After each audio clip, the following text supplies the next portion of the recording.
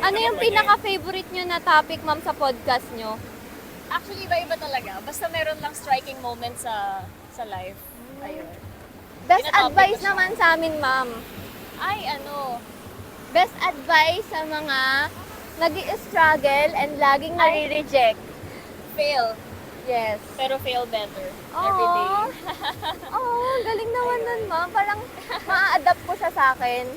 Kasi marami ring na hindi lahat makukuha mo. Oo naman. Yes. Ang galing naman nun, ma'am. Thank you. I-apply Kasi na siya. inevitable naman mag-fail. So, okay. So, mag-fail Ano ka. siya, ma'am? Edi next Fail, tapos fail better. Aha, fail. Nice. Tapos pag next time nag-fail ka ulit, fail better naman. Actually, no, ma'am, kasi may progress. Yes. Thank you So, in ma'am, ito advance. yung puting kwek-kwek namin. Ang cute naman ng Nakatikim kwek-kwek ka niya. na nito, ma'am.